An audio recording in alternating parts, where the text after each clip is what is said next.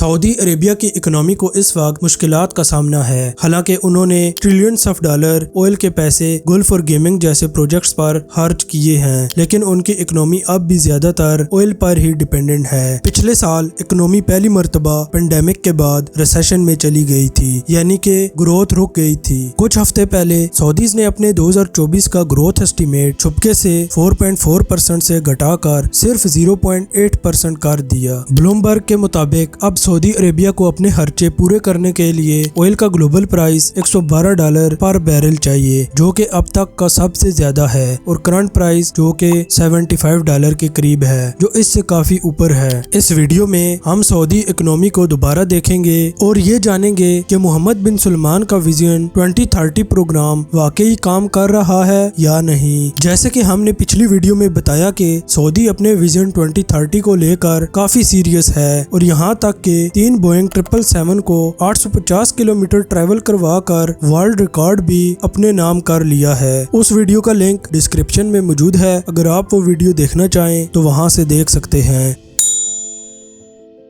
चलिए कुछ बैकग्राउंड से स्टार्ट करते हैं। सऊदी अरेबिया दुनिया के सबसे बड़े ऑयल प्रोड्यूसर्स और सबसे बड़े ऑयल एक्सपोर्टर्स में से एक है। सऊदी की इकोनॉमी ज्यादातर ऑयल पर डिपेंडेंट है। ऑयल सेक्टर लगभग 90% export earnings, 80% state budget revenues और 40% जीडीपी के लिए जिम्मेदार है। बाकी 60% जीडीपी भी किसी न किसी तरह ऑयल के पैसे पर ही चलती है। मोहम्मद बिन सलमान का विजन 2030 प्रोग्राम, जो कि 2016 में अनाउंस हुआ था, जिसका मकसद सऊदी अरेबिया की इकोनॉमी और पॉलिटिक्स दोनों में ऑयल पर डिपेंडेंसी को कम किया जाए। पॉलिटिकल तौर पर ये इसलिए जरूरी है क्योंकि ऑयल से अकेले इतने जॉब्स नहीं मिलते कि बढ़ती हुई सऊदी पॉपुलेशन को एम्प्लॉय किया जा सके, और ये ऑयल और नॉन ऑयल सेक्टर्स के दरमियान इनइक्वालिटीज भी क्रिएट करता है। इकोनॉमिक तौर पर ऑयल पर ज्यादा इन्हिसार मुश्किलात पैदा कर सकती है। अगर अगले कुछ डेकेड्स में ऑयल की डिमांड कम हो जाए और अगर डिमांड बरकरार भी रहती है तो भी इकोनॉमी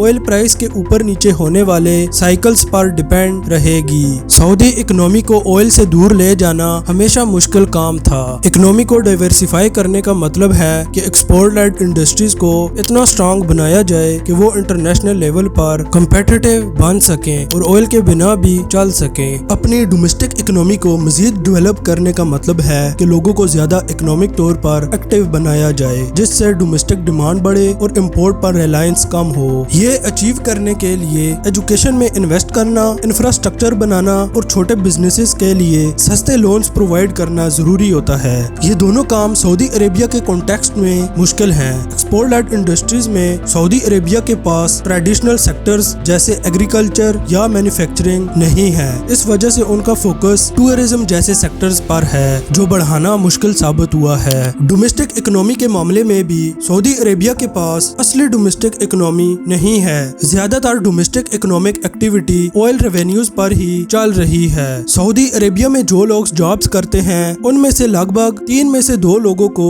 सरकार ही जॉब्स देती है। इन लोगों की सैलरीज जो गवर्नमेंट देती है वो असल में ऑयल के पैसे से दी जाती है, क्योंकि सऊदी गवर्नमेंट की इनकम का बड़ा हिस्सा ऑयल एक्सपोर्ट से आता है। इसके अलावा वो कंट्रीज जिन्होंने ऑयल पर ओवर डिपेंडेंस से बचने में कामयाबी हासिल की है, जैसे कि नॉर्वे, उन्होंने ऑयल रेवेन्यूज को बचाकर लंबे अरसे के लिए इन्वेस्ट किया है। अक्सर डेवलपिंग इकोनॉमीज एक हद तक इन्वेस्टमेंट को संभाल सकती हैं और ज्यादा पैसे इकोनॉमी में आने से ओवर हीटिंग होती है, जो कि हाई इन्फ्लेशन और एसेट बबल्स में तब्दील हो सकता है, जैसे कि यूएई में प्रॉपर्टी बबल चल रहा है। मोहम्मद बिन सलमान का विजन 2030 का मकसद है कि 2030 तक सऊदी जीडीपी का 65% प्राइवेट सेक्टर से आए और नॉन ऑयल एक्सपोर्ट्स और रीन्यूएबल एनर्जी का हिस्सा 50% हो। इन गोल्स को हासिल करने के लिए उन्होंने कुछ पॉलिटिकल रिफॉर्म्स किए हैं, जैसे फीमेल का जॉब्स करना और ड्राइव करने की इजाजत, और रिलीजियस पुलिस का खात्मा, जो टूरिज्म को अट्रैक्ट करने में मददगार हैं। इन रिफॉर्म्स के अलावा एजुकेशन सिस्टम को भी मॉडर्नाइज किया गया है, जो पहले मुकम्मल तौर पर रिलीजियस था। ये चेंजेस सऊदी अरेबिया के कंजर्वेटिव उलेमा के साथ टेंशन्स क्रिएट करते हैं, और यही वजह है कि मोहम्मद बिन सलमान इतनी जल्दी और इतना पैसा खर्च कर रहा है। उसका मकसद है कि लोगों को जॉब्स और खुश रखा जाए ताकि उलेमा उसके रिफॉर्म्स को अपोज न कर सके।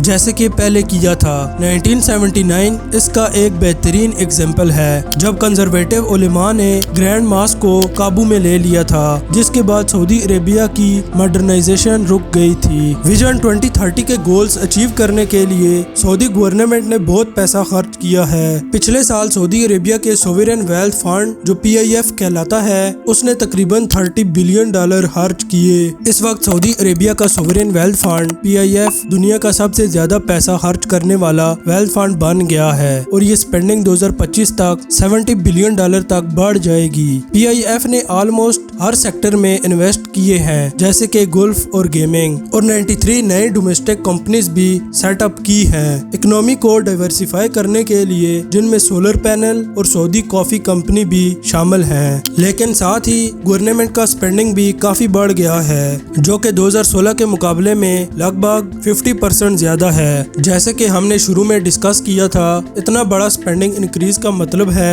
अब सऊदी अरेबिया का ब्रेक इवन प्राइस, यानी वो ऑयल का प्राइस जो उनके बजट को बैलेंस रखता है, $112 पर बैरल तक पहुंच गया, जो कि काफी हाई है। ब्लूमबर्ग की रिसेंट कैलकुलेशन के मुताबिक, जिसमें PIF की स्पेंडिंग भी शामिल है। कंपैरिजन के तौर पर देखें तो सऊदी का break even price recent history में ज्यादातर $60 के करीब रहा है, लेकिन अब ब्रेंट क्रूड ऑयल का प्राइस इस वक्त $74 पर बैरल के आसपास है, जो कि सऊदी की रिक्वायर्ड प्राइस से काफी कम है। पहले सऊदी अरेबिया OPEC के जरिए ऑयल प्राइसेस को कंट्रोल करता था। OPEC एक कार्टेल है जिसे सऊदी अरेबिया लीड करता है। 2016 में इसे एक्सपेंड करके OPEC प्लस बनाया गया, लेकिन अब नॉन OPEC प्रोडक्शन जैसे कि कनाडा, ब्राजील, गयाना और खास तौर पर US शेल ऑयल बूम की वजह से प्राइसेस कम हो गई हैं और OPEC प्लस का कंट्रोल कम हो गया है, जिसकी वजह से